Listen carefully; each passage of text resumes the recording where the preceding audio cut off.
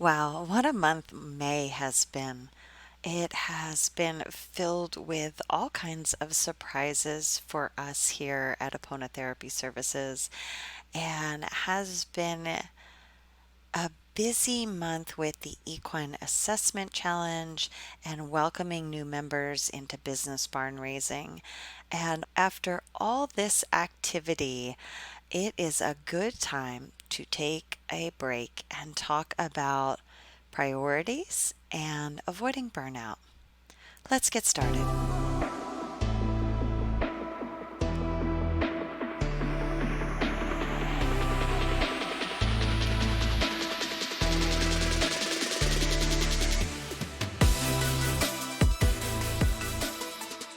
Hi, I'm Gina, your host. Welcome to Animals and Aquatics and Occupational Therapy. I'm so glad that you've joined us today. In this episode, here we go, at the end of May, I want to take a little bit of time to talk about something that's really been on my mind lately: priorities and avoiding burnout.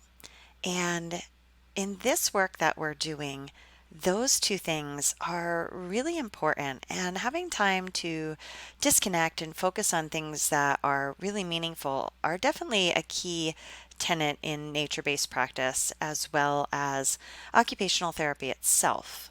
And when we take time to really honor this, I think that's one of those important moments where we stay true to what occupational therapy is, and it gives back to us as practitioners, which then gives back to our clients. So, for priorities, if you've listened to me for any length of time and if you've been following along with the podcast, you know that I'm not a fan of the phrase work life balance because really it never feels balanced. And I prefer to think of it as priorities, work life priorities. What's most important right now?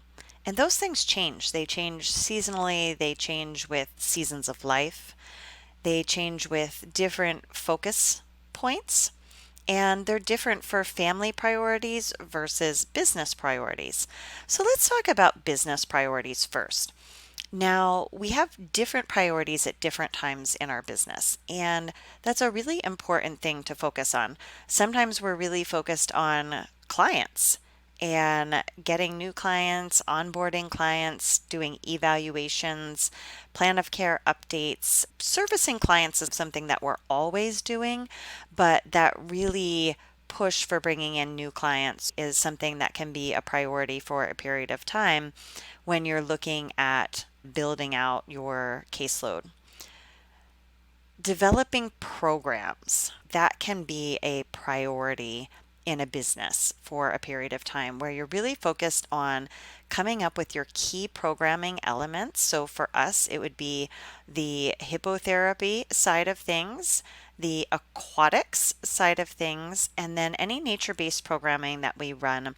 And that can especially take off a little more during the summertime or spring, like spring and summer, where the weather is really conducive to our nature based services. So that's another area where we can think about priorities. We can have a priority of focus on programming. Now, our finances, that's something that needs to be a priority. If you're running a business, your finances need to be a priority. You need to be able to make enough money to sustain yourself and your business as well. So, looking at your business as its own entity, it has its own bills that need to be paid. And even if you're a solopreneur and you're running a pretty tight ship, you still are going to have costs for email service, website, communicating with clients in a secure fashion. So, that again may be that email service. And these expenses typically aren't very large, but they do add up. Then we have things like our professional liability insurance. That is a larger component. As you grow, you may be getting into having an EMR system, so that's an additional cost that you're bringing on. So, at the very, very, very least, your business financial priority needs to be for the business to be able to sustain itself. But above and beyond that, why are we doing this work, right? And often that is to support our families, to support ourselves, to grow as professionals. And if our business can't support us in doing that, then we really get to a turning point where we need to make other career decisions that will sustain us. So, looking at priorities around finances is really important. And there's a lot of different books that can support you in this process. Profit First is a good one in looking at different ways to pay yourself first. Make sure that you are paying yourself a sustainable wage so you can continue to do the work that you want to do. And we often have facility partners that we're paying as well. It's not just us. As you grow even larger, you may have teams that you're supporting. So those financial priorities are always a part of our business and change. If that's not something that you really feel is a priority for you, then volunteering may be a better situation. If this is something you're really doing as a labor of love, you may actually get a lot more satisfaction out of a volunteering situation where you have some more flexibility in your volunteer situation, what you're willing to offer, your role in that particular organization that you choose to partner with. So I would say if finances are something that is not a priority for you, that may be another area or avenue to consider, especially if you're just getting started and you want to gain some experience working in a specialized or a niche area of practice. I think that's something that's definitely valuable. So, in our business priorities, again, we're looking at finances. We might be looking at growing the business. So, that's our client side of things. We may be looking at our programming. We may be looking at team members because when we're working in a niche area of practice, like specializing in hippotherapy or aquatics, or incorporating other farm animals in. We do work in a team format, so we need to consider who is on our therapy team, our horse handlers, our animal experts, our pool deckhands. All of those people are super important and can be a focus or a priority in our business. Now, in our families, we often have priorities too. That may be raising young children, it may be helping a sick relative, it may be that sandwich generation of raising children and helping your aging parents. It may be travel and adventure, right? That may be a family priority. And I like to think I get coaching for my business. And this last year, I've also signed up for coaching for my role as a mother, as a family member, as being part of parenting. And a lot of times it's really easy to justify the business coaching, but it was certainly a lot harder to justify that family coaching. And as an occupational therapy provider, we can think about the different roles that we assume, and mother and parent and wife are huge roles for me right now. And I definitely want to take time to honor those and assume those roles. So, in those areas, in the area of family priorities, again, it may be taking time to be a caregiver or an educator. We are part of the homeschooling community, and so being an educator outside of the occupational therapy assistant program that I'm an educator in, but being an educator within my own home, that's another area that can be a priority for us. So when we look at those priorities of family and we look at those priorities of business, we have to decide what order we're going to put them in right now. And those orders can change depending on what is most important. What do we need to focus on? And that may be different for you and your partner when you're working together. If you're a husband wife team like I am with Ryan, we have to decide where we're going to focus our priorities on. And those are really important discussions to have, and they can be really hard to have, especially when you share a business together and have to make some tough decisions about what direction the business is going to go, what direction your family priorities are going to go. And like I said, May has been a really busy month for us because we're gearing up for summer and we're looking at those business priorities, we're looking at family priorities, and making those decisions has been both challenging and rewarding. And then having things going on online like the Equine Assessment Challenge and getting business barn raising open to new members and looking forward to working with those new members and really helping them on their journey incorporating hippotherapy.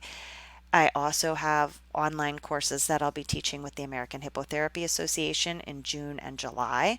So if you are looking for the AHA or American Hippotherapy Association courses, I will be teaching one in June and one in July. So I'd love to see you in one of my courses that I'm teaching. But that's a lot of different things going on. And certainly as I've gotten to the end of the month here, I'm feeling tired. I'm feeling a little burnout. And I know that I do need to address that.